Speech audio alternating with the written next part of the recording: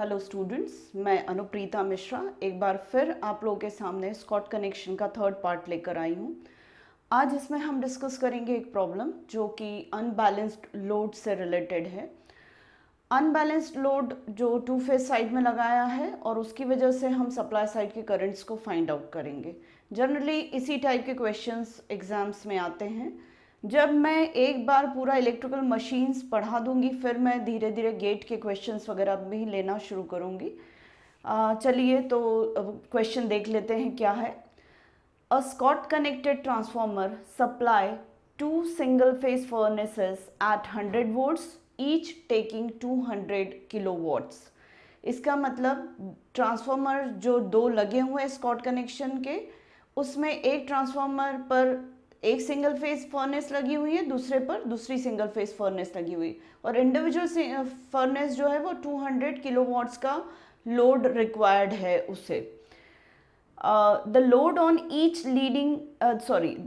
on the leading phase is at unity power factor and that on the other phase is 0.8 lagging factor।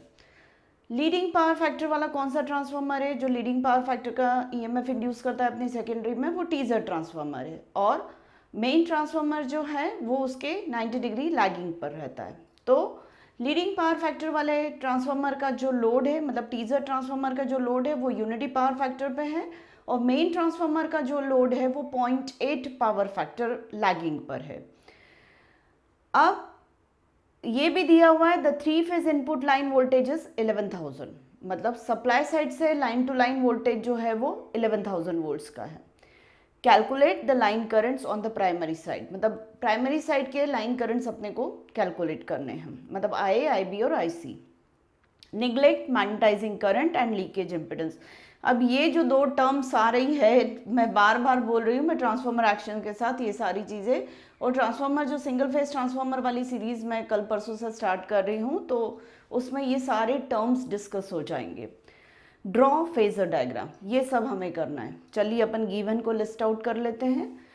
हमें दिया हुआ है कि single phase furnaces का जो वोल्टेज है जो वो है 100 वोल्ट्स, और लोड जो है टोटल वो 200 किलोवाट्स का है। मतलब V2T और V2M का दोनों का मैग्नीट्यूड 100 वोल्ट्स है।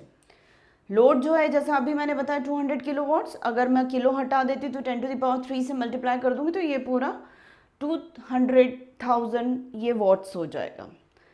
cos phi t for teaser मैंने ऐसा एब्रीविएशन यूज़ किया है, तो टीजर ट्रांसफार्मर का जो पावर फैक्टर है वो यूनिटी पावर फैक्टर है, और मेन ट्रांसफार्मर का जो पावर फैक्टर है मतलब cos phi m वो 0.8 लैगिंग है। Three phase line voltage VL is equal to 11,000 volts दिया ही हुआ है। फाइंड आउट क्या करना है? IA, IB और IC। इस क्वेश्चन में IA का एक्सप्रेशन देखे, IB का देखे या IC का देखे, स्मॉल a रिक्वायर्ड रहेगा। तो वो स्मॉल a जो कि मैंने बताया था इससे पहले वाले वीडियो में, लिंक शेयर की हुई है second part of Scott connection का, उसमें small a turn ratio I defined there, and this is always equal to number of turns of primary upon number of turns of secondary होता है, या फिर number of turns का जो ratio होता है वो सेम होता है वोल्टेज रेशोज के बराबर, मतलब primary turn ratio upon secondary turn ratio, primary voltage upon secondary voltage. ये कहाँ से आया? तो लास्ट वीडियो में second part of Scott connection में मैंने वोल्टेज पर टर्न की बात की थी। वो ये दिस इज यूनिवर्सल ट्रुथ, ये शाश्वत सत्य है कि वोल्टेज पर टर्न जो होता है एक वाइंडिंग का या ट्रांसफार्मर की दोनों वाइंडिंग का वो सेम रहता है if we neglect all kinds of losses then. तो TP upon TS is equal to VP upon VS होता है। अब VP जो है 11,000 है और VS जो है 100 है, तो एक ही वैल्यू मुझे 110 मिल गई है। अब देख लेते हैं कि IA का एक्सप्रेशन हमें जो मालूम है वो 2/√3 I2T बाय स्मॉल a होता है। IB का एक्सप्रेशन यहाँ मैंने लिखा है IB is equal to I2M upon a minus IA upon 2 होता है, और IC जो होगा वो दोनों टर्म्स निगेटिव हो जाएंगी, यही डिफरेंस होता है IB और IC में। तो यही मुझे फाइंड आउट करना है। IA निकालना है तो I2T चाहिए ही चाहिए, I2T निकल जाएगा तो IA निकल जाएगा, तो मुझे IB निकालने में और IC निकालने में IA की रिक्वायरमेंट यहाँ से फुलफिल हो जाएगी, और I2M जो है वो मेन ट्रांसफार्मर का सेकेंडरी करंट है, तो वो भी मैं अभी बता देती हूँ, वो भी अपने को कैसे निकालना है वो पहले। मतलब मेरा कहने का मतलब ये है कि पहले मुझे I2T फाइंड आउट करना पड़ेगा और I2M फाइंड आउट करना पड़ेगा। वो कैसे निकाल सकती हूँ? मुझे पावर का मैग्नीट्यूड दिया हुआ है और मुझे वोल्टेज का मैग्नीट्यूड दिया हुआ है सेकेंडरीज के अक्रॉस, और मुझे पावर फैक्टर एंगल्स दिए हुए, पावर फैक्टर दिया हुआ है। तो मैं टीजर ट्रांसफार्मर की पावर को PT is equal to V2T into I2T into cos phi T ऐसा लिख सकती हूँ। एक्टिव पावर जो होती है वो VI cos फाई होती है, तो उस हिसाब से ये लिख दिया है। V2T जो होगा वो 100 है, I2T मुझे नहीं मालूम, cos फाई टी 1 है जो यूनिटी पावर फैक्टर है, तो हमने 1 लिख दिया। अब मैं PT को 2000 किलोवाट्स लिख दूं या 2000 इंटू 10 टू द पावर 3 लिख दूं। ये 100 है, ये I2T मुझे नहीं मालूम, और 1 तो मल्टीप्लाई हो गया। अब इसकी मदद से मैं I2T निकाल सकती हूँ, तो वो हो जाएगा 2000 एम्पियर्स। इस तरीके से मुझे I2T का मैग्नीट्यूड मिल गया है। सिमिलरली मैं मेन ट्रांसफार्मर की पावर का एक्सप्रेशन देखूं तो PM is equal to V2M into I2M into cos phi M होगा। V2M 100 ही है जैसा बताया हुआ है, I2M नहीं मालूम, cos फाई M 0.8 है। फिर PM की जगह मैंने 2000 किलोवाट्स रख दिया, तो 200 किलोवाट्स रख दिया, मतलब 200 इंटू 10 टू द पावर 3 रख दिया। 80 कहाँ से आया? 100 इंटू 0.8 किया तो 80 आया, और I2M, अब मैं यहाँ से I2M की वैल्यू निकालती तो वो 2500 एम्पियर्स आ जाती है। अब मेरे पास I2T आ गया, I2M आ गया, पर एक इन्फॉर्मेशन हमें वहां पर देकर रखी हुई है पावर फैक्टर से रिलेटेड। एक इन्फॉर्मेशन जो पावर फैक्टर से रिलेटेड देकर रखी है वो ये है कि टीजर ट्रांसफार्मर का जो वोल्टेज और करंट है उनके बीच का फेज डिफरेंस 0 है, मतलब cos फाई 1 है। तो इसका मतलब V2T मुझे मालूम है 100 है और वो लीडिंग पावर फैक्टर पर है, सॉरी V2T लीडिंग फेजर है, मतलब टीजर ट्रांसफार्मर का आउटपुट वोल्टेज है, और लीडिंग वाला 2 फेज में 90 डिग्री पर होता है, तो मैं V2T को 100 उसका मैग्नीट्यूड और एंगल 90 डिग्री ऐसा पोलर फॉर्म में लिख सकती हूँ। अब मुझे पावर फैक्टर बता रहा है टीजर ट्रांसफार्मर का कि इसका जो करंट है टीजर ट्रांसफार्मर के सेकेंडरी का, वो टीजर ट्रांसफार्मर के सेकेंडरी के वोल्टेज के साथ सेम फेज में, मतलब V2T अगर 90 डिग्री के पर है तो I2T भी 90 डिग्री पर रहेगा। तो 2000 एंगल 90 को मैं J2000 एम्पियर्स ऐसा लिख सकती हूँ, मतलब 2090 डिग्री एम्पियर्स को मैं J2000 एम्पियर्स लिख सकती हूँ। सिमिलरली मुझे मेन ट्रांसफार्मर का पावर फैक्टर जो मालूम है वो 0.8 मालूम है, मतलब और लैगिंग, मतलब मेन ट्रांसफार्मर का जो सेकेंडरी करंट है वो अपने वोल्टेज को कुछ एंगल से लैग कर रहा है। अब वो एंगल कैसे निकालूंगी? कॉस इनवर्स ऑफ 0.8 से निकाल लूंगी मैं, तो वो आएगा 36.86, मतलब मेन ट्रांसफार्मर का जो करंट है सेकेंडरी करंट I2M, वो V2M को 36.86 डिग्री से लैग कर रहा है। अब ये जो कुछ भी मैं बोल रही हूँ वो मैं यहाँ शो कर रही हूँ।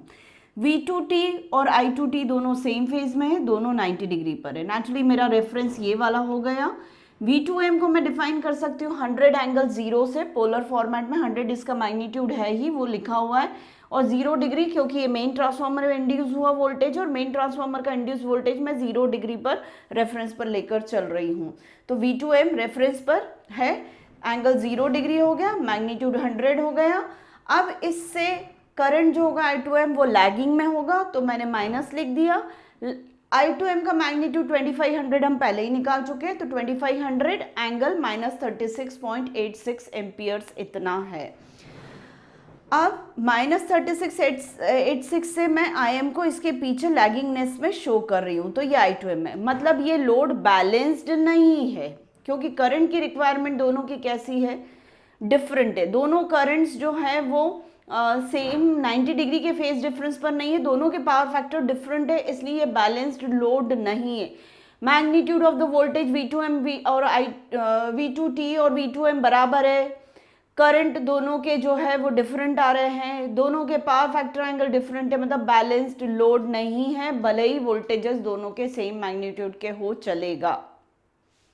आई का एक्सप्रेशन जो है वो मैंने लिखा हुआ आई इज इक्वल टू 2/√3 I2A/A, तो इसे इवेल्युएट कर लेते हैं। तो I is equal to 2/√3 I2T in upon I A. 2/√3 तो एज इट इज I2T को मैं J 2000 एम्पियर्स रख ले रही हूँ और डिवाइडेड बाय 110, जो ए की वैल्यू हमने निकाल के रखी थी 110, वो यहाँ मैंने सब्सटीट्यूट कर दी है।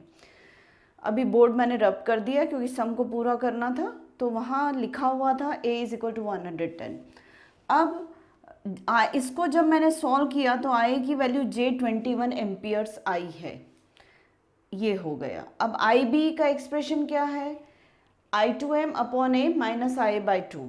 I जो है वो कितना आ रहा है, J 21 आ रहा है, और I2M हमारे पास है 2500 एंगल माइनस 36.86।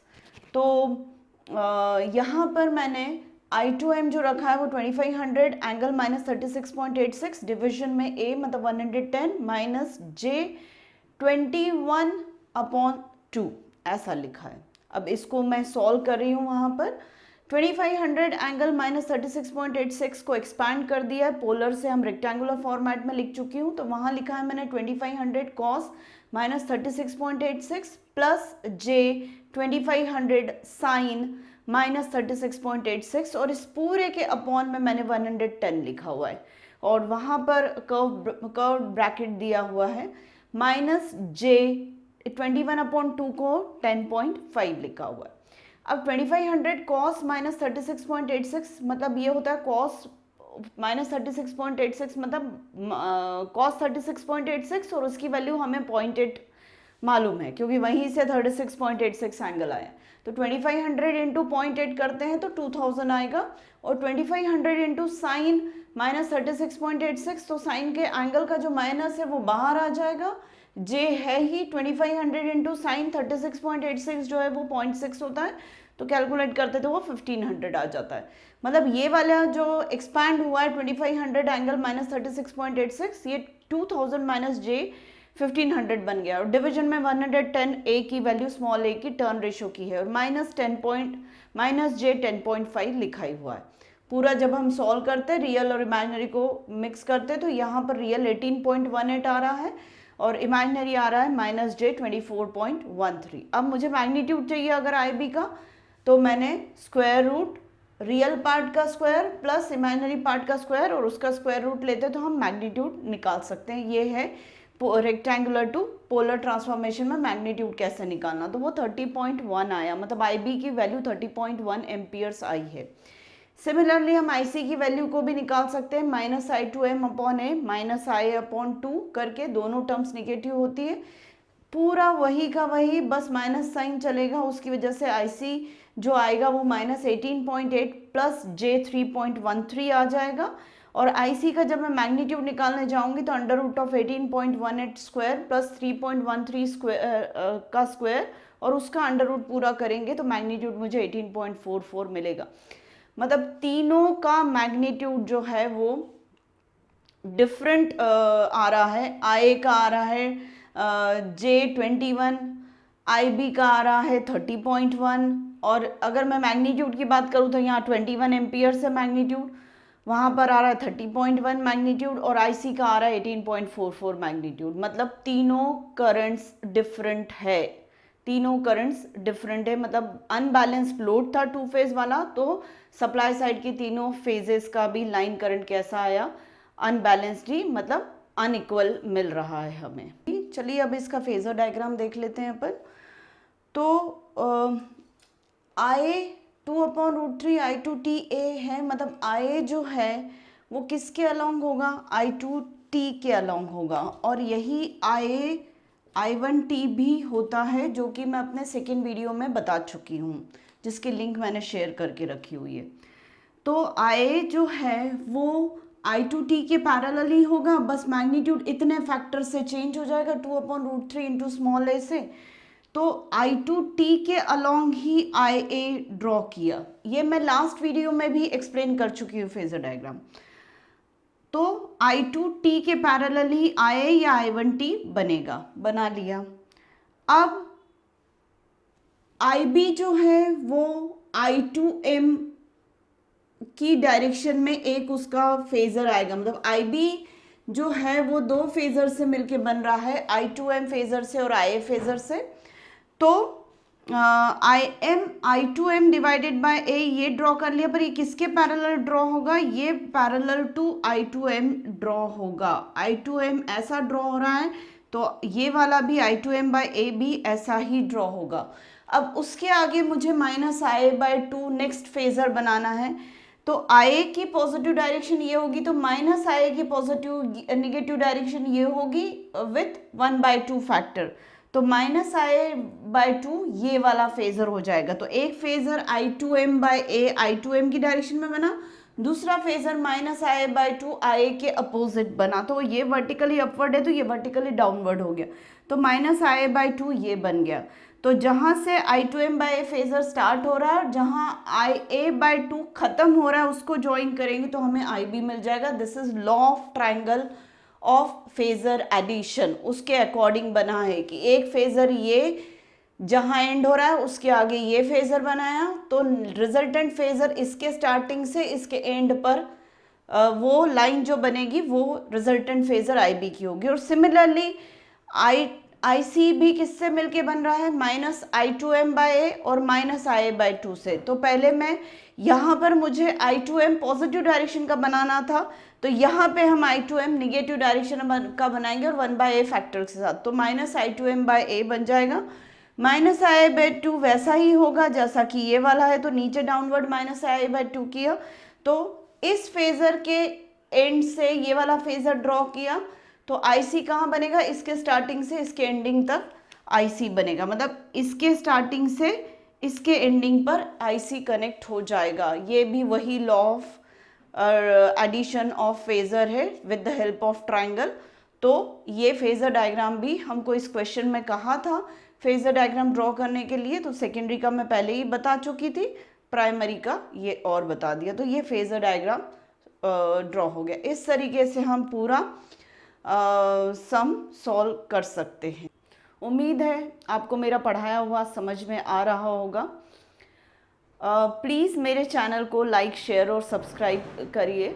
मैं आगे भी आप लोगों के बेनिफिट के लिए वीडियोस लाती रहूँगी। पहले मैं ट्रांसफार्मर सीरीज़ कंप्लीट कर देती हूँ, उसके बाद मैं एक एक रोटेटरी मशीन को भी पिकअप करूँगी along with basic electrical subject जो फर्स्ट ईयर में सारी ब्रांचेस में चलता है, तो उसका भी अभी मैं फर्स्ट ईयर का मशीन्स वाला पार्ट पहले पिकअप कर रही हूँ ट्रांसफार्मर से ही। तो मेरी ट्रांसफार्मर सीरीज़ इस तरीके से कंप्लीट होगी, सिंगल फेस ट्रांसफार्मर और 3 फेस ट्रांसफार्मर दोनों।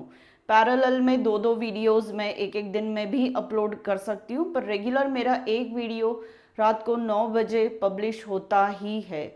तो मैं चाहूँगी और रिक्वेस्ट है मेरी कि आप लोग मेरा चैनल लाइक शेयर और सब्सक्राइब करें, और कमेंट में आप जो भी अपनी क्वेरीज पुटअप करना चाहते हैं प्लीज़ आप उसमें मेंशन करिए। मैं सब्जेक्ट से रिलेटेड, इलेक्ट्रिकल इंजीनियरिंग से रिलेटेड आपकी क्वेरीज सॉर्ट आउट करूँगी, और अगर आपके पास कोई और टॉपिक है जिस पर आप वीडियो चाहते हैं तो वो भी आप कमेंट में लिखकर मुझे दीजिए। Thank you.